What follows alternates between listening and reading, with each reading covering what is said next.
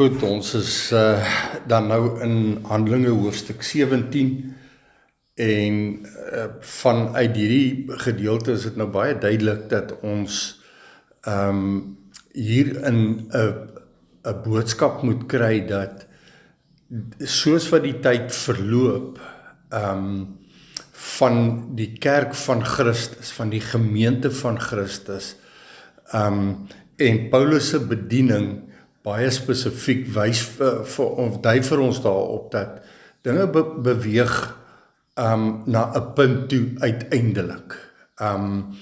En sekerlik die belangrikste ding wat ek uit hierdie gedeelte uitraak lees is dat die evangelie begin in Jerusalem en uiteindelik eindig dit in Rome.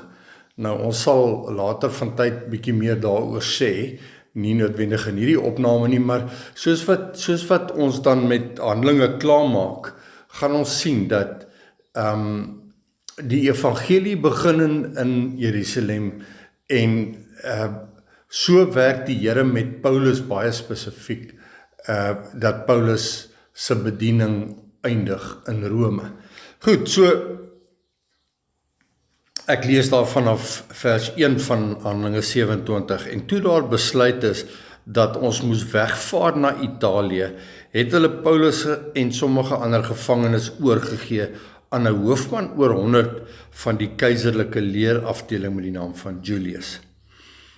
En nadat ons 'n skip van Adramyttium op 'n skip van Adramyttium gegaan het met die doel om by die aanlegplekke in Asië aan te gaan, het ons afgevaar en Aristarchus van Macedonië, man van Thessalonika, was saam met ons. So heel eerstens,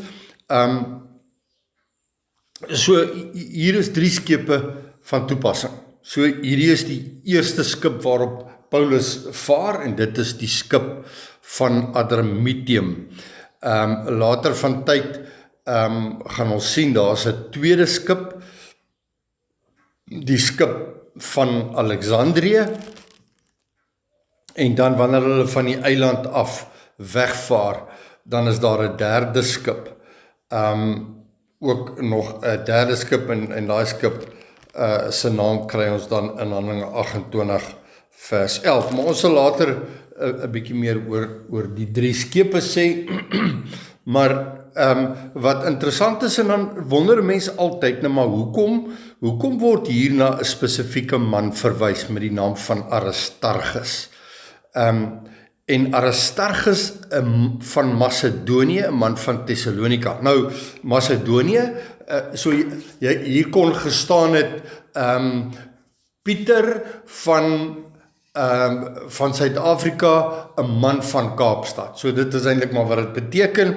Aristarchus, hy was 'n Macedoniër van afkoms en hy het gewoon in die stad Thessalonika. Goed, nou hoekom Aristarchus?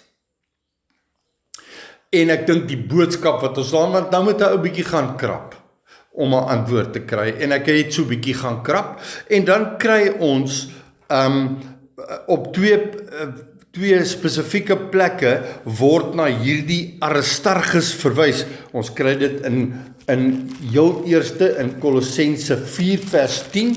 So wat sê Kolossense 4 vers 10? Sê Aristarchus, my medegevangene, groet julle.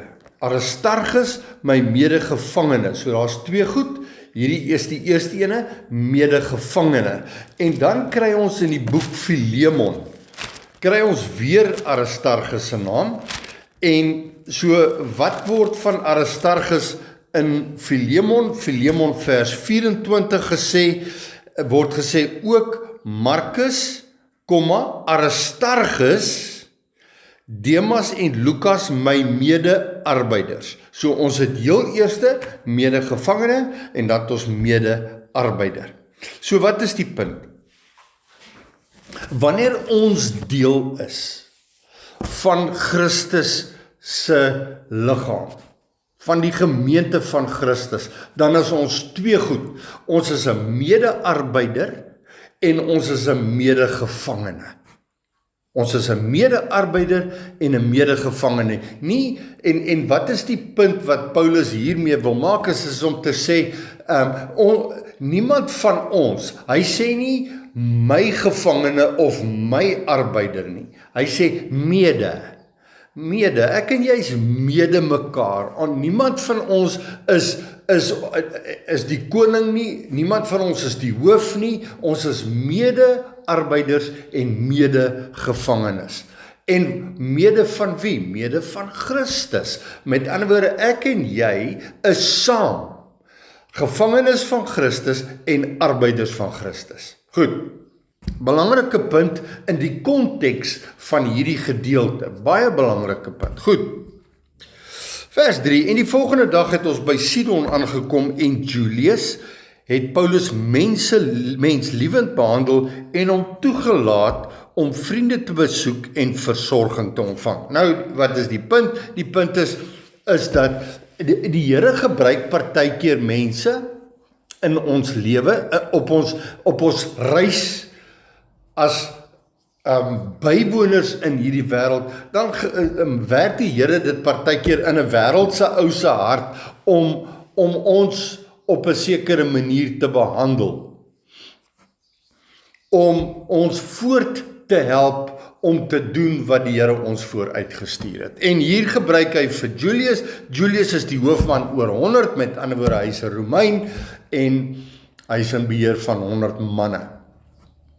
En dan sê hy vir hom, en hy het vir Paulus gebruik, en hy het gesê so hy het in hierdie stad gekom, en hy het hom toegelaat om vriende te besoek in hierdie stad, en self versorging te ontvang. So Paulus kry so half hier spesiale vergunning van Julius af, en so wat is die beginsel? Die beginsel is gasvryheid.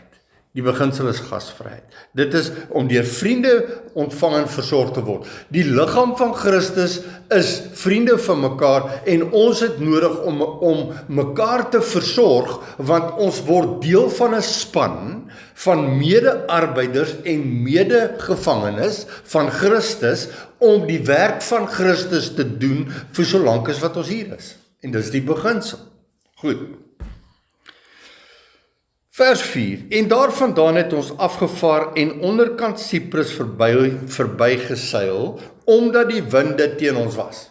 Nou, dis 'n belangrike punt om te verstaan. Wat is die winde? Want elke beginsel in die woord van God het 'n geestelike betekenis wat ons moet reg verstaan. So dis nie sommer net, hierdie ouens klim op 'n skip en hulle vaar en nou is daar winde. Hierdie winde is die reis waarop ons is in die koninkryk van God, om mense deel te maak van sy koninkryk, gaan ons te doen kry met winde wat teen ons kom. En daardie winde is die winde, die duiwels en die bose magte en geeste in die lig, en dit is wat ons kry in Efesiërs hoofstuk 6. En ons moet verstaan dat ons het 'n stryd waarin ons gewikkel is, en in hierdie stryd is daar magte, vers 12, Efesiërs 6 vers 12, want ons worstelstryd is nie teen vlees en bloed nie, maar teen die, kom ons sê maar in hakkies, winde, owerhede, teen die magte, teen die wêreldheersers van die duisternis van hierdie eeu, teen die bose geeste in die lig.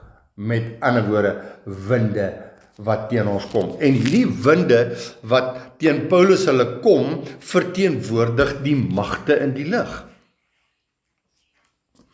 En dan sien ons het daarop die see langs Cilicië en Pamfilië deurgevaar. Nou Pamfilië, as jy gaan kyk wat is die naam Pamfilië, dan verwys dit na die heterogene stad. Met ander woorde, daar was verskeie bevolkingsgroepe in hierdie stad te vinde, en dit verteenwoordig elke stam, taal, nasie en volk.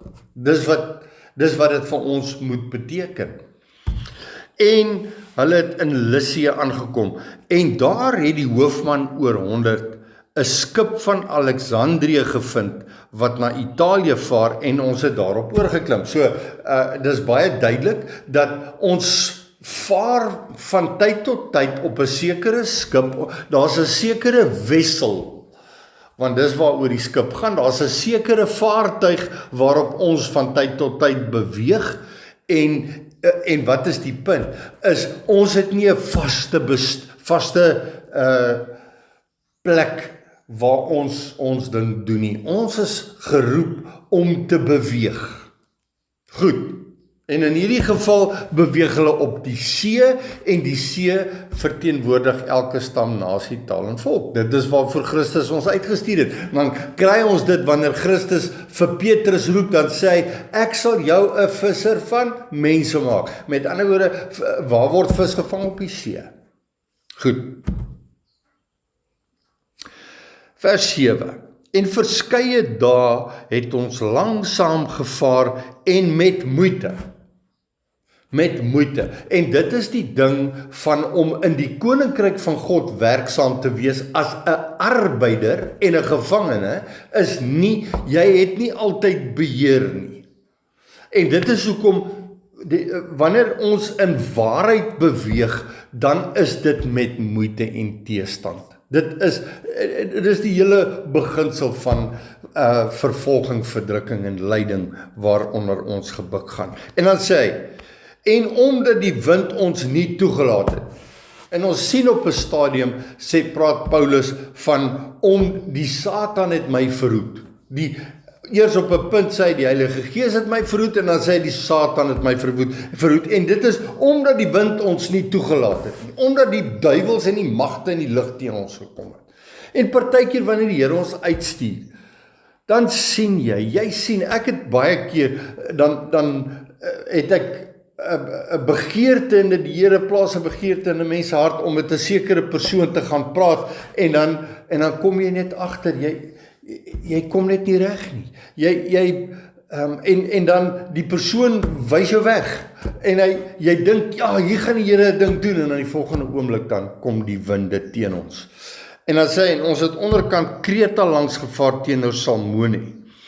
En toe ons met moeite verbygeseil het, kom ons by 'n plek wat genoem word Mooi Hawens, in die nabyheid waarvan die stad Lasea is.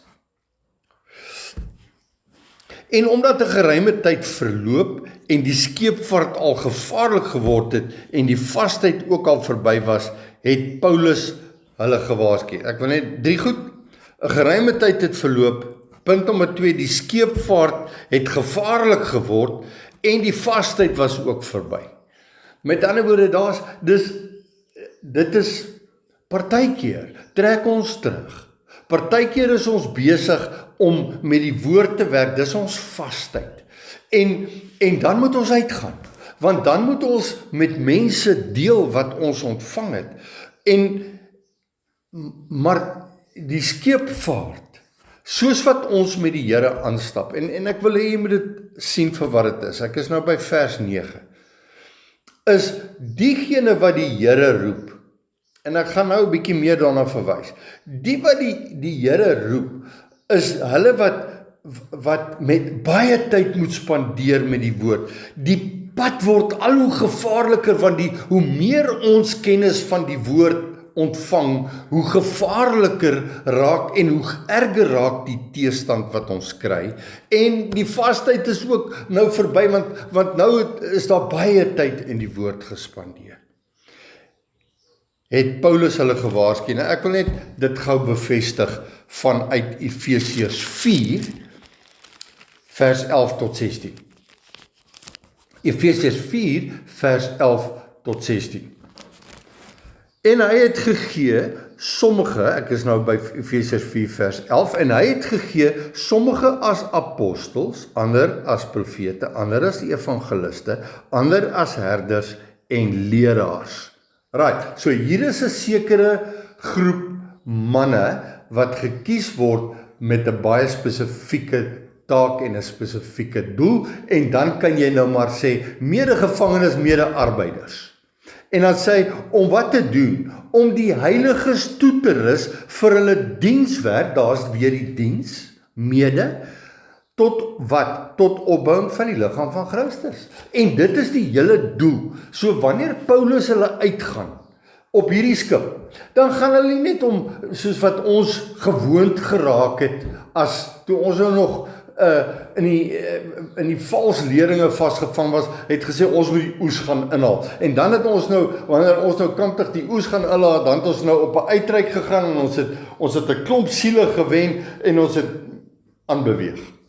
Ons het 'n klomp mense na Jesus toe gebring en dan het ons weer voortgegaan. En dit is nie wat hier staan nie, om die heiliges toe te rus vir hulle dienswerk tot opbouing van die liggaam van Christus. Daar's 'n konstante mede-arbeiding wat moet plaasvind om die liggaam van Christus op te bou. Hoe doen ons dit? Deur hulle die woord van God te leer ken. Vers 13, hoekom? Totdat ons almal kom tot die eenheid van die geloof en van die kennis van die Seun van God. Totdat ons almal kom tot dieselfde kennis. Dis ons roeping. Ons roeping as mede-arbeiders en mede-gevangenes van Christus is om die liggaam van Christus toe te rus met kennis van die Seun van God. Tot wat? Tot 'n volwasse man, tot die mate van die volle grootte van Christus. Dis ons roeping, dis waarvoor ons uitgestuur is. Sodat, en hier is die kruks van dit wat Paulus hulle hier beleef, sodat ons nie meer sou wees nie, soos golwe kinders sou wees nie, wat soos golwe geslinger en heen en weer gedryf word deur elke wind van lering, deur die bedriegery van mense, deur sleeheid om lustiglik tot dwaaling te bring. Jy sien, dis waarvoor ons op die see uitvaar. En ek sê nou, moet dit nou nie prakties beskou nie. Ek moet nou op 'n boot klim iewers. Nee, dit gaan oor, ons is op die see, ons is besig om tussen die wêreld in te gaan en mense te gaan soek wat Christus ons vooruitgestuur het om hulle toe te rus, om te kom tot dieselfde eenheid van die geloof en die kennis van die Seun van God, tot 'n volwasse man. Want as jy iemand tot wasdom gebring het, kan jy aanbeweeg na die volgende een toe. Want hy gaan dan weer iemand as 'n mede-arbeider se hand vat en met hom 'n pad begin stap. En dis die beginsel. En dan sê hy, hoekom doen ons wat ons doen? Want daar's geeste en magte en bose magte wat met mense werk met hulle saam omdat hulle lustiglik, want wat is hulle lustigheid? Hulle wil geld maak uit mense uit. So hulle word die konings, hulle word die skeepskapteine, hulle doen hulle ding en hulle luister nie vir ons wat vir hulle vertel van Christus nie. En dan sê hy, maar vers 15, Efesiërs 4 vers 15, maar terwyl ons in liefde die waarheid betrag, met ander woorde, terwyl ons saam na die woord van God kyk, dis wat dit beteken om in liefde die waarheid te betrag. Met ander woorde, wanneer ons saam mekaar lief het met die woord van God, dis wat dit beteken. In alles sou opgroei in hom wat die hoof is, naamlik Christus. So moenie in jou hoof ingroei nie. Moenie vir jou 'n hoof kies wat jy nou kamptig in gaan groei nie. Jy moet groei in Christus. En dit is waarvoor hierdie apostels, profete, evangeliste, herders en leraars daar is om jou te help om te groei tot die eenheid van Christus en die kennis van hom en hom die hoof te maak. En dan sê hy, uit wie die hele liggaam goed saamgevoeg en saam verbind deur die ondersteuning van elke lid. Dis mede. Saam, mekaar. Jy sien, ons is niemand van ons is die hoof nie, niemand van ons is almal mede, saam en mekaar. Ons het mekaar nodig. En dan sê hy, deur die ondersteuning van elke lid volgens die werking van elke afsonderlike deel in sy mate, die groei van die liggaam bevorder vir sy eie opbouing in liefde. Dis so 'n duidelike boodskap. En wat Paulus hier doen, in Handelinge 27, nou sê Paulus waarsku hulle, in vers 9, hy sê, en geruime tyd het verloop, die skeepvaart het gevaarlik geraak, vastyd was verby, het Paulus hulle gewaarsku en gesê, vers 10, manne, ek sien dat die reis met ramp en groot skade verbonde sal wees, want jy sien, hoe verder jy in die reis beweeg, hoe gevaarliker raak dit, want hoe groter word die teestand. En Paulus waarsku hulle en sê, daar gaan 'n ramp kom, nie alleen vir die vrag in die skip nie, maar ook vir ons lewe. Want jy sien, die vyand kom met alles teen ons, en hy wil ons ontmoedig, en hy wil ons ontneem, dit wat die Here in ons lewe wil gebruik om mense te bereik. En dan begin daar skade te kom, nie net aan die vrag en die skip nie, maar ook aan ons lewe. En dan sien ons vers 11, maar die hoofman oor 100 het meer aan die stuurman en aan die eienaar van die skip geglo. Want jy sien, dit is die probleem wat ons altyd mee te doen kry. Jy praat met mense en jy sê vir hulle, luister, jy het 'n hoof, jy het 'n skeepseienaar en 'n stuurman. Wie verteenwoordig die eienaar van die skip? Elke kerk het sy eienaar. En jy kan nou maar gaan kyk. Iemand begin 'n beweging. En dan kom ons praat nou maar net van, daar's soveel verskillende denominasies. En iemand kry 'n bee in sy bonnet. En dan begin hy 'n beweging. En dan daai beweging is dan daai ou is die eienaar van daai beweging. Daar's baie sulke hedendaagse, vandag moderne kerkouens, hy begin sy eie kerk. En dan gee hy hom 'n naam en dan begin hy af te stig en dan noem hulle dit kerkplanting. En dan sien jy, daar's nog 'n Josh Gen en daar's nog 'n Josh Gen. Want jy sien, die skeepseienaar stel vir homself stuurmanne aan. Die eienaar van die skip, want die skip is die valskerk en hy stel vir hom 'n klomp stuurmanne aan. Hoe weet ons dit? Hoe weet ons dit? En weet julle, daar is so baie wat ons hieroor kan sê, maar kom ons gaan kyk net vinnig na die boek Jakobus. Jakobus hoofstuk 3 praat van moenie baie leermeesters wees nie, moenie baie stuurmanne wees nie. Hoekom sê hy leermeesters? Omdat julle weet dat ons 'n groter oordeel sal ondergaan. Met ander woorde, die ou wat aan die stuur van sake is die ou wat praat. Hoe weet ons dit? Hy sê in vers 4.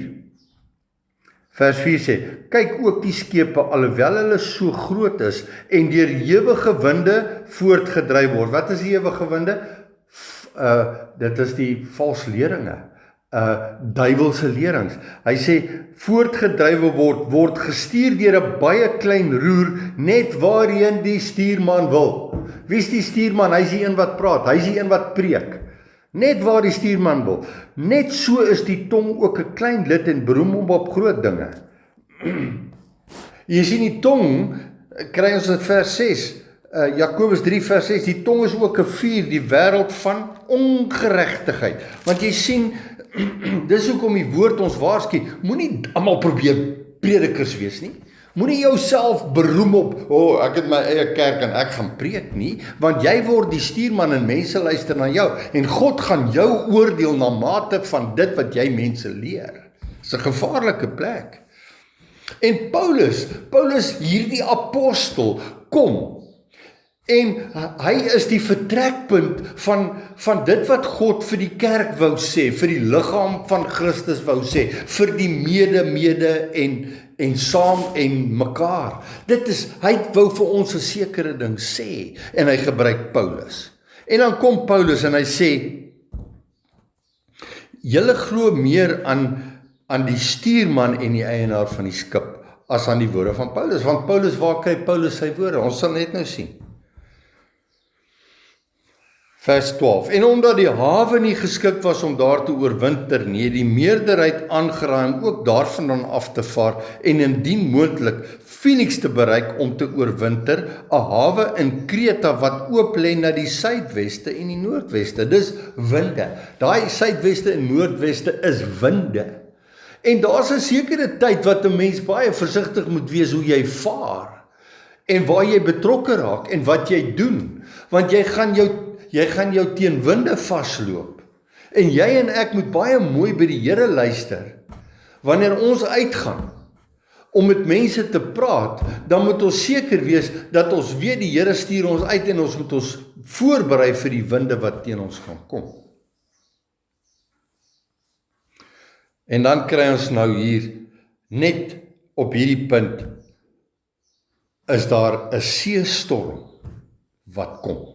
Want, kan ek gou sê, wanneer ons vir die Here uitgaan na mense toe, dan gaan ons met seestorms te doen kry. Die duiwel gaan ons nie laat wegkom nie. Hy gaan alles teen ons gooi, en dit gaan vir ons nie maklik wees in hierdie storms nie.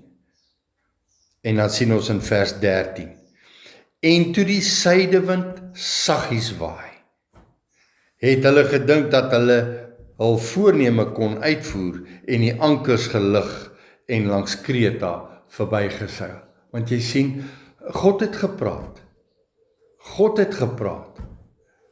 En Paulus was die een wat by God gehoor het wat God sê. God sê, moenie uitgaan nou nie, bly daar waar julle gedok het, moenie uitgaan nie. Daar wag 'n storm op julle. Vers 14, maar nie lang daarna nie, want nou is daar 'n suidewind, 'n sagte suidewindjie wat waai. Want jy sien, ons dink, ag nee wat, dis maklik, kom ons gaan net uit, maar jy besef nie, dat daar wag 'n orkaan op jou. Daar wag 'n orkaan op jou. En daarom, wat is die punt? Jy kan nie te vroeg beweeg. Wanneer die Here jou uitstuur, moet jy. Paulus het vir jare met die woord gesit voordat hy uitgegaan het.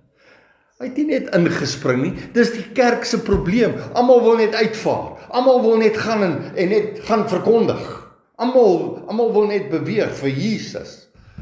Maar jy weet, hy het nooit in die hawe gebly waar hy gewag het op die Here, dat die Here vir hom wys, wat is dit wat ek besig is om te werk?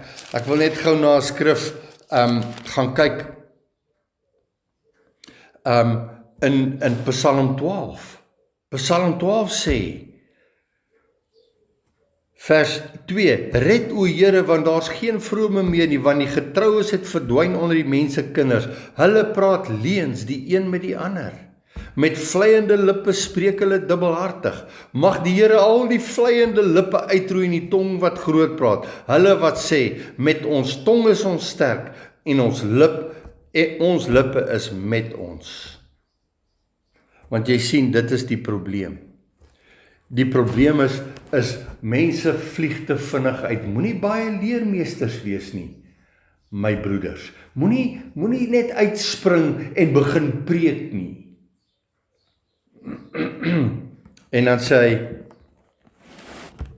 maar nie lang daarna nie, daar 'n stormwind wat Euroclydon genoem word, daarvandaan neergeslaan. En ek wil nou maar net sê, soos wat die tyd verloop, is ons op pad. Die Here het dit gesê, in die laaste dae sal daar leraars wees, wat volgens hulle eie begeertes optree. En hierdie geweldige afvalligheid gaan al hoe groter raak. Gaan lees maar, want hulle het vir Jesus gevra, Here, wanneer kom U? Wanneer gebeur hierdie goeders? Hy sê, daar kom 'n tyd wat hulle wat die leringe, dat selfs die wat uitverkies is, mislei kon word. Dis die winde van lering, wat mense gaan mislei. Ek wil net ietsie sê oor Heraklidon. Heraklidon is 'n oostewind, dis 'n orkaniese oostewind. Nou waarna verwys hierdie orkaniese oostewind? En dit is hoe dit aan die einde van tyd gaan lyk. Ek lees vir jou uit Openbaring hoofstuk 16. Openbaring hoofstuk 16 sê vanaf vers 12. En die 6de engel het sy skaal uitgegooi op die groot rivier, die Efraat, en sy water het opgedroog, sodat die pad van die konings wat van die ooste afkom, reggemaak kan word. Die pad van die konings wat van die ooste afkom. Nou, wat het van die ooste afgekom? Wat het in die kerk ingekom oor die hele wêreld? Het daar 'n geeste gekom van die ooste af. Ek gaan gou lees wat staan in vers 13, Openbaring 16:13. En ek het uit die bek van die draak is die duiwel, en uit die bek van die dier is die eerste dier wat ons in Openbaring 13 kry, en uit die mond van die valse profeet, dis die tweede dier, 3 onreine geeste, soos paddas sien kom, want dit is die geeste van duiwels, wat tekens doen, wat uitgaan na die konings van die aarde en die hele wêreld, om hulle te versamel vir die oorlog van daardie groot dag van die almagtige God. Hierdie geeste van duiwels is hierdie ooste wind. En ek wil dit net kortliks sê. Daar het 'n geeste uit die ooste uitgekom.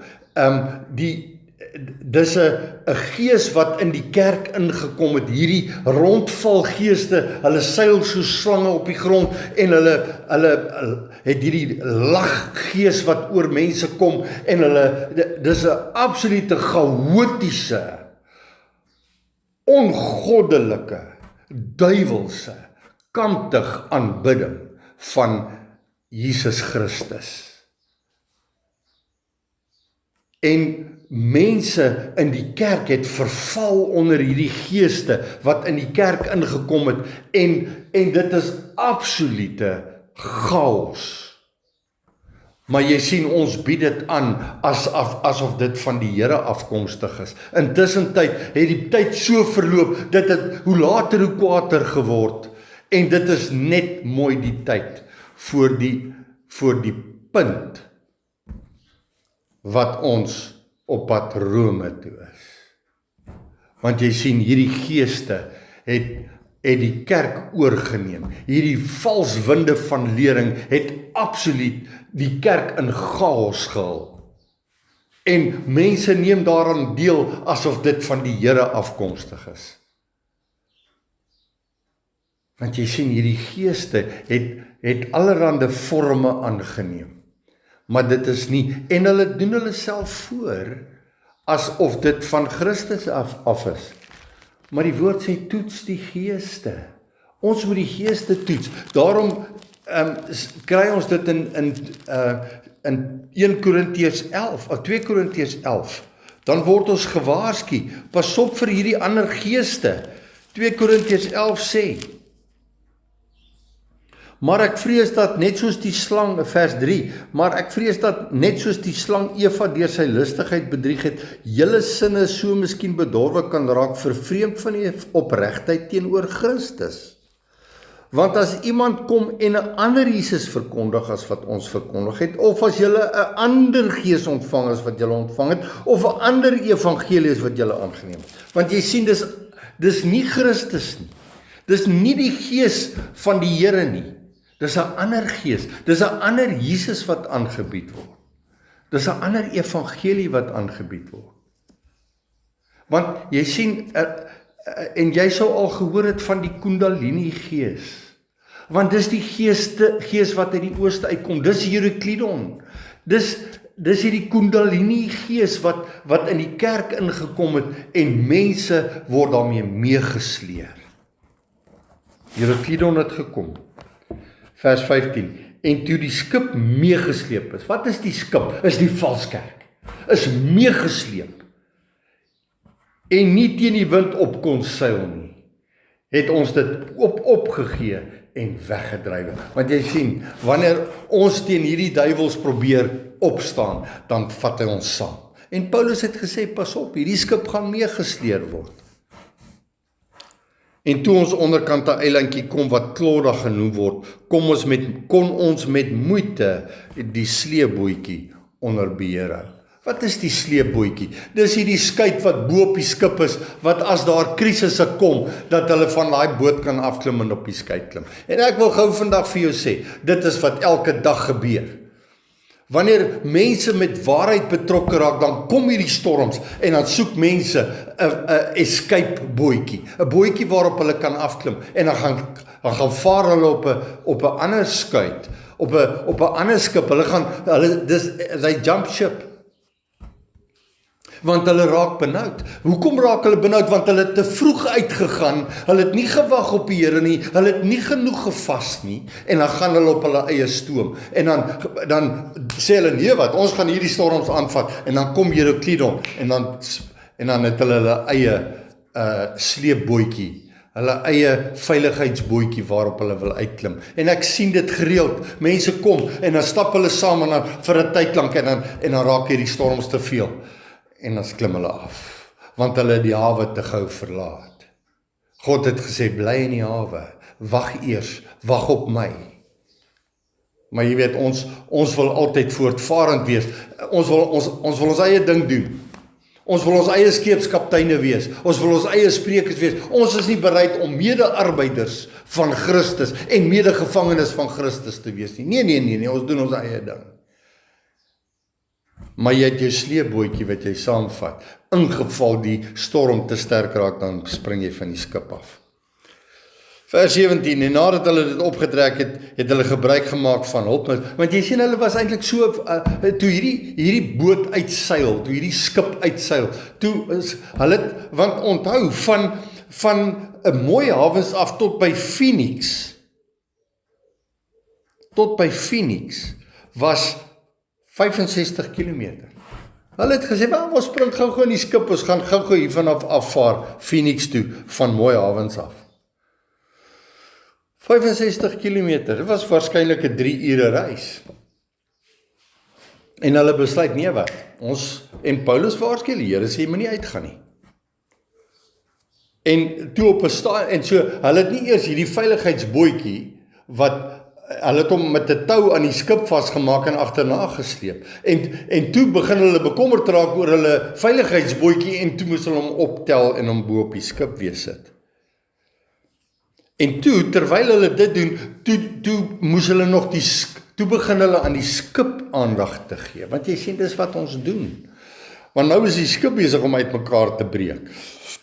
En dis wat hulle nou fragging noem. Met ander woorde, wat hulle dan doen is hulle klim op hierdie sleepbootjies en dan vat hulle toue, versterkingstoue, en in daai tyd het hulle die skip rondom onder die boeg deur, bo-oor het hulle die skip vasgetrek met toue, dat die skip nie uitmekaar breek nie. Maar jy sien, dis wat gebeur, wanneer ons eie ding begin doen, dan begin jy meer op die skip te fokus, as op dit waarvoor die skip daar is. Die skip is die plek waar ons mense na die hawe toe vat. Want jy sien, ons doen ons eie ding, wanneer ons nie na die kaptein luister nie, was ons nie na die een luister wat aan beheer is van die skip, naamlik Christus nie, dan begin ons eie ding te doen. Ons vaar uit wanneer dit ons pas, ons luister nie vir hom nie. En vers 17 se tweede deel, en omdat hulle bang was om op die Sirtis te lande kom, dryfsand, quicksand. Hulle was bang om op hierdie dryfsand te lande te kom, het hulle seile neergelaat, en so het hulle dan weggedryf. Want jy sien, nou gee jy oor in die stryd. Dis wat gebeur. Jy gee oor in die stryd, want weet jy wat, jy luister nie na die skipper nie. Jy gaan eerder na mense luister. Jy gaan jou eie skeepskaptein aanstel wat vir jou gaan sê, hoe gaan hierdie skip? Jy gaan 'n matroos word op die skip van die stuurman en daai stuurman is nie Christus nie. Pas op wie jy jou stuurman maak. Pas op wie jy die ou is op wie se skip jy gaan klim. Mense klim net te maklik op 'n verkeerde skip. Hulle soek hulle skepe en dan is hulle vir 'n tyd lank op hierdie skip en dan is hulle op die tweede skip en dan is hulle op die derde skip. Maar weet jy wat? Dit gaan nie oor die skip nie. Jy sien dit, mense maak dit oor hy kies sy skip want hulle hou van die stuurman. Hulle hou van die ou wat die dikste stem het. Die ou wat die mooiste praat, die ou wat hulle met allerhande vals leringe hulle mislei en hulle hou van wat hulle hoor wat die stuurman doen, maar hulle verstaan nie daar's 'n storm wat vir hulle wag nie. En dan sê hulle het alles oorgegee en weggedrywe. Want jy sien, wanneer ons op die verkeerde skip beland saam met die verkeerde stuurman, dan dryf ons weg van Christus af. Dis net hoe dit is.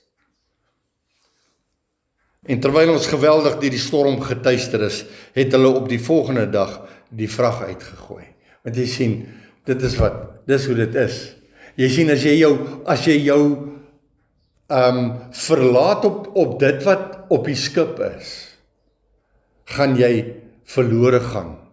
Want jy sien, en nou, want dit is wat die Here partykeer werk, hy bring 'n storm. Gaan kyk, gaan lees die gedeelte oor Jona. Wat het daai manne gedoen wat saam met Jona op die skip? Hulle het begin om die vrag, hoekom gooi hulle die vrag af? Want andersins, as daar water op die skip saam met die vrag kom, dan sink die skip. En dan gaan nie net die skip se goedere verlore nie, maar die ouens wat bo op die skip is. Dis hoekom hulle die vrag en die goed afgooi, sodat hulle behoue kan bly. En die Here wil vir jou en my sê, raak ontslaaf van jou vrag, wat jy saam op die skip wil vat. En op die derde dag, vers 19, het ons met ons eie hande die skeepsgereedskap uitgegooi.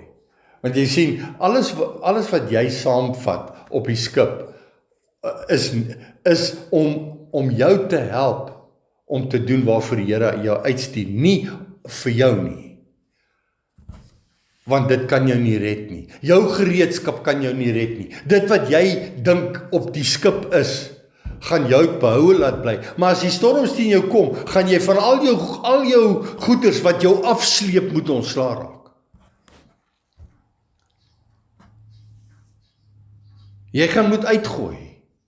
En as jy nog nie begin ontslaa raak het van jou sekuriteite in die skip waarin jy jou bevind nie, dan gaan jy moet baie vinnig by die Here uitkom dat jy kan sien wie jou skipper is. Na wie se stem jy moet luister. En op die derde dag het ons met ons eie hande die skeepsgereedskap uitgooi. Hulle gooi dit self, hulle raak self ontslae daarvan. Hulle sê, jy sien, jy gaan self jou sekuriteite moet laat gaan. Vers 20. En omdat die son en ook die sterre baie lank nie geskyn het nie, want jy sien, dis wat die Here sê. Ek gaan lees nou maar weer Matteus 24. En ons kry dit oral in die skrif. Matteus 24 vers 29 sê, en dadelik na die verdrukking van daardie dae sal die son verduister en die maan sal sy glans nie gee nie en die sterre sal van die hemel val. Hy sê hierso, en dis hoe verder ons gaan met die evangelie, hoe nader ons kom aan die wederkoms van die Here, hoe donkerder raak dit. En die son en ook die sterre het baie lank nie geskyn nie en 'n ewige storm ons gedruk het. Want die storm gaan al hoe sterker raak hoe verder die tyd verloop. Dis wat Jesus weer 'n keer, Matteus 24. Ek moet dit nou maar lees, want op die einde van die dag moet jy verstaan waaroor gaan hierdie hele reis waarop Paulus hulle self bevind. Vers 23, Matteus 24, 23. Hy sê, en as iemand dan vir julle sê, kyk hier is die Christus of daar, moet dit nie glo nie. Moenie op hulle skip klim nie, want daar sal valse Christusse en valse profete opstaan en hulle sal groot tekens en wonders doen, om as dit moontlik was, ook die uitverkorenes te mislei. Jy sien, hoe later hoe kwaader. Hoe later hoe kwaader. En dan sê hy hier, en uiteindelik, vers 20 se tweede deel, is alle hoop om gered te word ons ontneem. Alle hoop om gered te word ons ontneem. Want jy sien, as jy na mense luister, gaan jy by 'n punt van hopeloosheid kom. Vers 21. En nadat hulle lank sonder ete was, jy sien hulle het so gevrees vir hulle lewe laat opgehou eet. Hulle hou absoluut op met eet. Wat is die beginsel? Die beginsel is wanneer die druk van die winde van die Satan na ons toe kom en daar is soveel druk op ons finansies, daar is druk op alles op ons. Weet jy wat, dan hou ons op eet. Wat hou ons op eet? Die woord van God. Hulle hou op eet. En dan staan Paulus in hulle midde op. Jy sien, die Here stel manne op. Hoekom Paulus? Want ek het nou Efesiërs 4 gelees, hy gee evangeliste en profete, of eers apostels en profete. Hoekom? Want hulle het God se stem gehoor en dit vir ons gegee. En weet jy wat, dan stel die Here mense aan, wat hy toerus met die woord van God. Oor jare rus hy hulle toe, en dan word hulle ouderlinge en voorgangers. En hulle werk is om die liggaam van Christus as mede-arbeiders en mede-gevangenes toe te rus, en hulle te help om te eet van die woord van God. En Paulus staan in hulle midde op, vers 21, en sê, manne, julle moes na my geluister het. Presies wat hy vir hulle sê in vers 10. Manne, ek sien dat die reis met ramp en groot skade verbonde sal wees. Manne, hier kom groot, moenie uitgaan nie. Manne, julle moes na my geluister en nie van Krete afgevaar het nie, en julle sou so hierdie ramp en skade bespaar het. Hy sê, julle sou nie, julle moes eers gebly het, julle moes gewag het, julle moes toegerus gewees het, julle moes geleer het voordat julle uitgevaar het.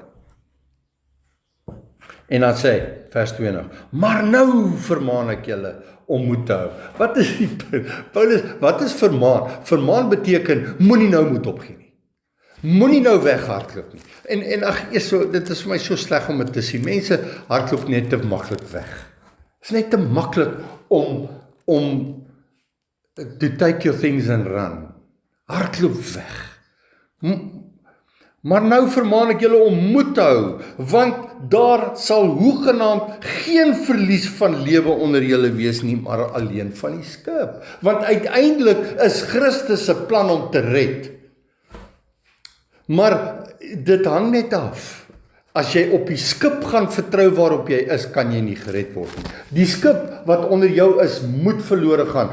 En kom ons lees net gou 1 Korintiërs 16:13. Paulus sê, waak, staan in die geloof, wees manlik, wees sterk. Wat beteken dit vir jou en my?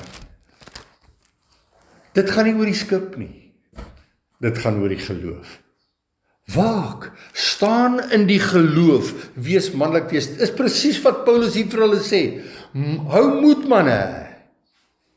Want daar sal hoegenaamd geen verlies van lewe onder julle wees nie, maar alleen van die skip. So Paulus sê, die skip moet vergaan waarop jy reis. Jou sekuriteite moet gaan, jou voorsiening moet gaan, want jy moet in die geloof lewe. Wanneer ons besig is in die koninkryk van, Paulus is ook op die skip, maar Paulus het absoluut geen saak met die skip nie. Inteendeel, hy is 'n gevangene en 'n arbeider van Christus op die skip. Hy het nie gevra om op die skip te wees, hy het net op die skip beland. Vers 23, en hier is die antwoord.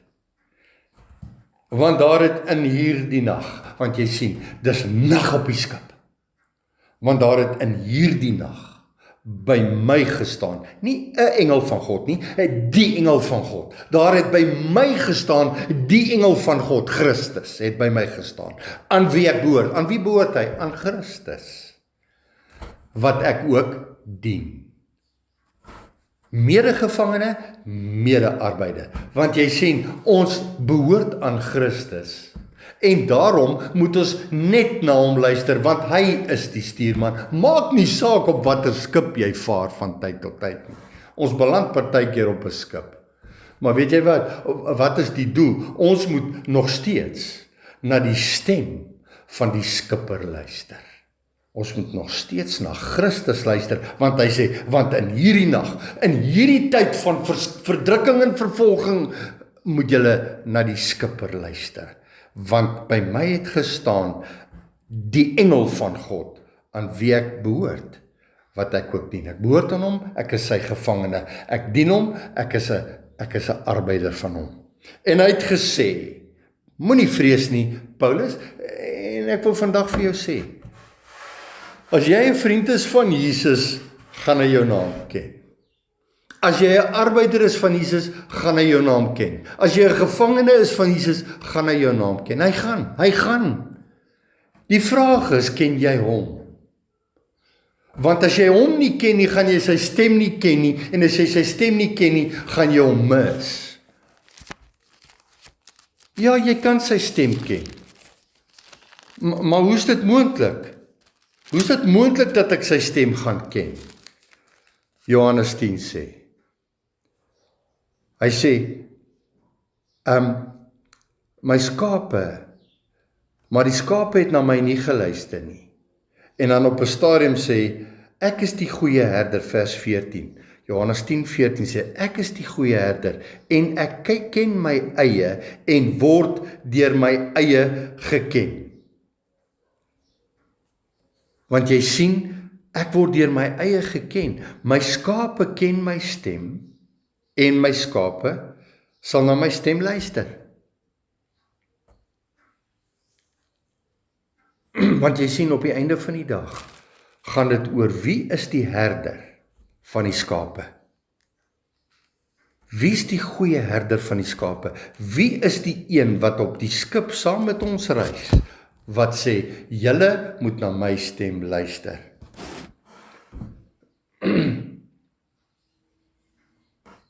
Vers 24. En hy het gesê, Christus sê vir Paulus, moenie vrees nie, Paulus, jy moet voor die keiser staan en kyk, God het aan jou geskenk almal wat saam met jou vaar. En nou jy sien, dis die belangrike deel. Die belangrike deel is, die Here stel mense soos Paulus aan vandag nog. En jy moet seker wees dat die een saam met wie jy vaar, in hierdie geval Paulus, is die een wat die Here se stem hoor. Want as hy die Here se stem hoor, dan kan hy jou rig na die een wie se stem hy hoor, sodat jy ook uiteindelik daai ene se stem kan hoor, sodat jy 'n mede-arbeider kan word om iemand anders te help om ook die Here se stem te hoor. Paulus se taak is nie om te sê luister na my nie, hy sê luister na my want ek luister na hom. En Paulus het geweet, hy hoef nie te worry nie, hier gaan niks verkeerd gaan nie, want almal wat saam met Paulus vaar, sal gered word. Almal wat saam met die een vaar wat die Here se stem hoor, sal gered word. Daarom hou moed, manne, want ek glo God dat dit so sal wees, soos aan my gesê is. Dit sal so wees. Want jy sien, die Here gee vir ons, mense, en as hulle by ons bly, sal God hulle uiteindelik red. Hoekom? Want die een wat voorgaan, het 'n verantwoordelikheid om by die Here te hoor, om dit vir jou te sê, sodat jy dit kan hoor. En dan word jy ook 'n mede-gevangene en 'n mede-arbeider. Ek sluit af. Vers 26. Ek sal 'n tweede opname doen van hierdie hoofstuk, van hoofstuk 27. Maar ons moet op 'n sekere eiland strand. Maar ons moet op 'n sekere eiland strand. En ons sal in die volgende gedeelte, en dan in hoofstuk 28, want ons sien in hoofstuk 28, Melite is die eiland waar hulle toe uiteindelik geland het. En daar was 'n baie spesifieke rede, hoekom die Here dit so gewerk het, dat hulle op Melite opgeëindig het. Amen.